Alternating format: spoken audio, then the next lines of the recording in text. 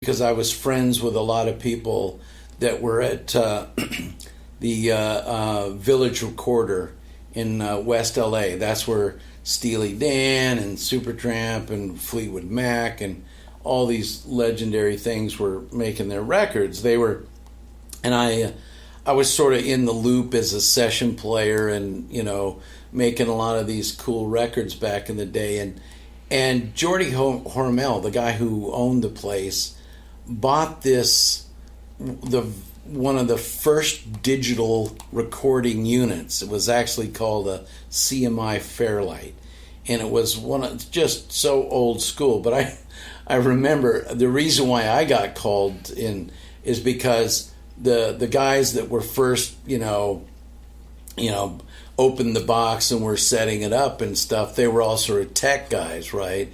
And they were looking at it and they were like, this is really cool, but we're kind of only getting dog barks and, sort of samples of whoop, whoop, whoop, whoop, Okay, so this is the Fairlight. Yeah. I've never used the Fairlight before, so I would love to hear, what does it actually do? It actually, all it really was a digital recorder, but it was in a form where it was able to take a digital sample and spread it out over a keyboard. I got it. So you could, and that actually, and I tell people that was one of my real big epiphany moments. That light bulb went off because when I was young, I loved playing all the instruments. And I loved being able to do that, but I also felt that I could never quite satisfy the perfection level that I wanted on other instruments. And so it was that epiphany moment where it's like, oh, wait a minute, there's a sequencer here and a keyboard where I can have a kick drum on this key, and then I can have a snare on this key, and then I can record it in a sequential form. So I could go doom ta doom doom ta go in real time. Yeah, not actually. There was no software involved yet. No. There it was, but not. Was there a matrix? Not in the sense of the software we know now. Yeah. It was like, it looked like one of those old Apple II big monitors, but it had a light pin, and you could, it's so, you look at it now and it's like, it was so archaic, but at the moment, that was really a giant evolutionary stage. And so that to me was like that moment where I was like, oh my God, I can see now where things are going. And then we were always, even back in the old records, right, we were always trying to figure out how to get the perfect snare. How do we get the perfect kick drum? How do we place it in a perfect thing? And everybody was always experimenting with tape loops and different forms of getting it. But that was one of those epiphany moments that started the change. Interesting. Now, when you say the perfect snare, does that mean that certain first call drummers, not only were they in demand because they were great players, but also because they brought in a certain sound? Well, yeah, there was always stylistically different avenues. So in other words, a lot of what we were talking about was like, if you were making a, whatever record it was, if it was a Steely Dan or a Bee Gees record or whatever, a pop sensibility stuff, it was less about an organic performance and substantially more about just the absolute clarity and perfection of the boom, ba, boom, ba. And the session player really was really in demand and valued for other things. Like, you really didn't do much of that at all on a rock record or in other genres. So the session player, the hard part about, making records a lot of times in the 80s was, people don't realize this, and it's like, I'm always careful not to, give away too many secrets, but it's surprising how many band members you thought were in the band actually didn't play on the record because they needed a level of perfection that the guy in the band or woman, the person in the band would be phenomenal on stage, but they weren't necessarily didn't have the discipline of being in the studio. I think that happened a lot when MTV came in and it became more of an image conscious industry than a performance. But on the studio side of it, we never, that was like no big deal. It didn't matter to us whether, we needed to do our thing. Exactly. Which was, we need to deliver the hit record. Yeah. We need to make it sound amazing. Thank you very much, done. Then what you do with it from that point on, it doesn't matter.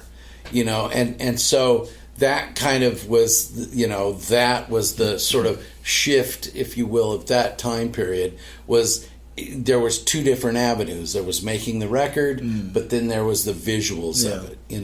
Yeah. Your Bones Howe was your father-in-law. He was actually, he is my children's grandfather. My ex-wife's father. Yeah. And Bones Howe, for those who are listening, there is one of the 60s, 70s major record producers. Yeah. He produced Mama's Papa's, Fifth Dimension, The Turtles, Elvis. Hitmaker. He won Grammys for Aquarius and stuff like that. And it's so funny because we used to have some of the most interesting conversations because he was always saying, well, what are you doing nowadays? Which mics are, like when you go into a session, which mics are you choosing for, and I always laugh because, Bones, we're using the same shit you did. It's just now with the evolution of technology, we still need certain things to give us the sound that we want. The only difference is it may start out from an organic point. It just doesn't end up like that because we have so many levels of manipulation that we go through that he didn't have. That's why the joke that he used to, we used to laugh at all the time was that, he'd walk into the studio and he'd sit down and there was like, 4 or 5 knobs in front of him. Yeah. And there'd be one speaker up on the wall in the center. That was the monitor, was the one, and it kind of looked like, remember those old speakers that in school, that you get the announcement from? That's kind of what it looked like, right? There'd be one speaker like that up in the wall, and they'd work out the arrangement, and they'd go play it, and they'd come back in and listen to it, and the drummer would go, "Hey man, I can't hear my toms," and Bones would go, "Well, you got to hit them harder then." There you go. Because it really, there was only a handful of mics that had to be positioned in the room for coverage versus like recording a specific thing. Yeah. So there'd be one mic for the drum kit and the bass. Now, fast forward to today with the technology, with recording with Pro Tools and mixing. Mixing basically is what I wanted to get at.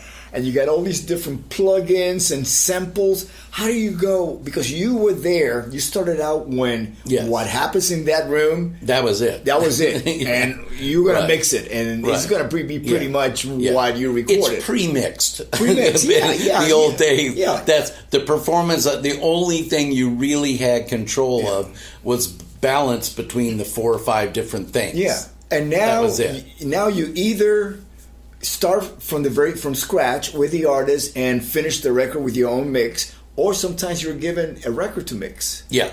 And you have all of these options. How in the world do you focus on, this is exactly what I want? Everything starts from a conversation with the artist. It all starts with sitting there and having the discussion. Because I always, occasionally I'll go guest speak at, colleges and music schools and things. And a lot of times, a kid will look over my discography and he goes, dude, how can you go from Tracy Chapman to Black Sabbath? How can you go from Sheryl Crow to, Sheryl Crow, Wilson Phillips, all those kind of things, to Shinedown or Marilyn Manson, or Rob Zombie or any of the, and I said, because it's all music. It's all music. It's just figuring out what you want it to sound like, and then just having the expertise to understand how to take the artist and the sound and let it be then conveyed to an audience. In other words, so much of a producer's job is to facilitate. It's just figuring out, how do I take, if tomorrow we were working together, the first thing that we do, we sit down and we go, hey, Rudy, what do you feel like? What kind of idea do you want your bass sound to sound like on this? No, I do recall when we did work together. I actually worked together a few times. The first time we actually worked together outside of the bands that we had was when you came in to play clavinet on a Quiet Riot demo. Right. 1 in a million at the record plant. Right. Yeah, you came into, and so actually, all you Quiet Riot fans, Bob is the one who played keyboards on that. Did you ever get paid? Probably not. But checks in the mail. Let me just say this real quick, and then we'll get back to that. I never did this for money. I know. I never did it for money. I just loved doing what I did so much. And I always remember, like, when I first started getting, like, really huge checks, I was like, are you kidding me? I would have done this for nothing, I don't want to ever tell anybody that, but I'll edit that. Yeah, thank you. Edit that out, right? And that was that moment where, like, holy shit, this is cool. They're paying me a shit ton of money to do something that I love. And you can imagine how much more the record company was actually making. No, but I didn't learn that till years later. Well, that's actually part of what shifted me from session playing and arranging and writing and stuff for other artists is I would go into these sessions and producers would hire me because they knew that I could come in and, like, fix the song and fix the arrangement and, here, why don't you play this pocket or this, here on the guitar, or here, let me show you a part, or And so I started getting all these calls, and then I realized the producer was just sitting in there on the couch, and I'm the one, it's like, wait a second. Maybe I should be,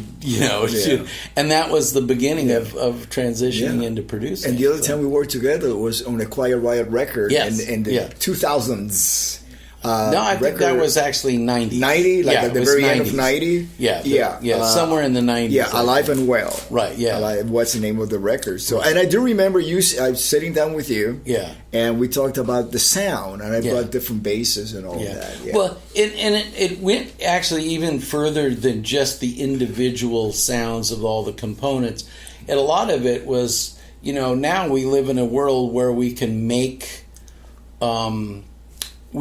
such global decisions about directions and sounds. Because one of the conversations we had, I remember having this with Frankie also, is like, do we want it to sound old school? Do we want it to sound newer? Do you want, what kind of, what universe do you want this to fit in, Yeah, actually, old school back then was not as embraced as much as it is now. Yeah. It wasn't cool. So it wasn't cool. Yeah.